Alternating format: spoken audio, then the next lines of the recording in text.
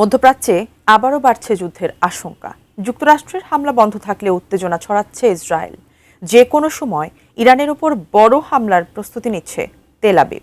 এদিকে ইসরায়েলের হামলা মোকাবিলায় এবার মুসলিম দেশগুলোকে কড়া বার্তা দিলেন ইরানের প্রেসিডেন্ট মাসুদ পেজেশকিয়ান। আরও বিস্তারিত ডেস্ক রিপোর্টে। ইসরায়েলের চলমান আগ্রাসন মধ্যপ্রাচ্যে নতুন করে সংঘাতের আশঙ্কা তৈরি করেছে। দেশটির এই আগ্রাসন বন্ধে মুসলিম দেশগুলোকে এবার কড়া বার্তা দিয়েছে ইরান। সেই সাথে মধ্যপ্রাচ্য জুড়ে ঐক্যের ডাকও দিয়েছে তেহরান। ওমানের পররাষ্ট্রমন্ত্রী সাইদ বদর আল বুসাইদির সাথে বৈঠক করেন ইরানের প্রেসিডেন্ট মাসুদ পেজেশকিয়ান। তেহরানে অনুষ্ঠিত এই বৈঠকে গুরুত্ব পায় আঞ্চলিক নিরাপত্তা।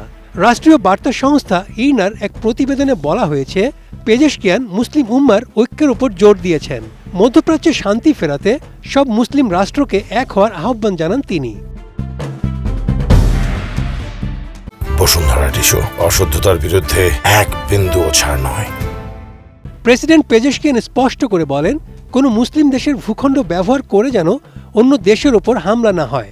আনাদুলু এজেন্সির প্রতিবেদনে বলা হয়েছে, তিনি মনে করেন মুসলিম দেশগুলোর মাটি ব্যবহার করে জায়নবাদী ইসরায়েল বড় ধরনের অপরাধ করার সুযোগ পাচ্ছে।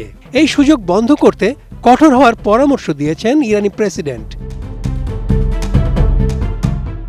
গাজা ও লেবাননে ইসরায়েলি বাহিনীর বর্বরোচিত হামলার কড়া সমালোচনা করেন পেজেশকিয়ান। তিনি বলেন, নিরপরাধ মানুষের ওপর চালানো এই সহিংসতা অমানবিক। মুসলিম রাষ্ট্রগুলো সংহতি প্রকাশ করলে এমন নৃশংসতা চালানো সম্ভব হতো না। ইসরায়েলকে থামাতে এখনই কার্যকরী পদক্ষেপ নেওয়ার প্রয়োজন বলে মনে করে ইরান।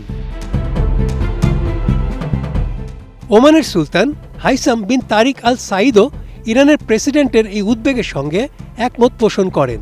তিনি জানান, ওমান সবসময় আলোচনার মাধ্যমে সমস্যার সমাধানে বিশ্বাসী। তবে আঞ্চলিক স্থিতিশীলতা নষ্ট হয় এমন কোনো কাজ তার দেশ সমর্থন করবে না। দুই নেতার এই বার্তা এখন আন্তর্জাতিক মহলে বেশ গুরুত্ব পাচ্ছে। বর্তমান পরিস্থিতিতে মুসলিম বিশ্বের ঐক্যই পারে বড় সংকট রুখতে।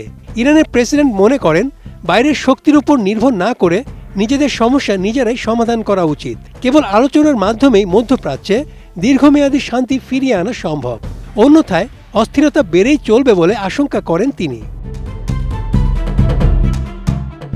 বিশ্লেষকরা বলছেন, ইরান এখন কূটনৈতিকভাবে ইসরায়েলকে একঘরে করতে চায়।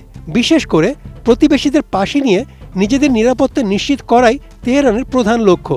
মধ্যপ্রাচ্যের শান্তি রক্ষায় এই উদ্যোগ কতটা কাজে লাগে সেটি এখন দেখার বিষয়। Desk report, ATN news.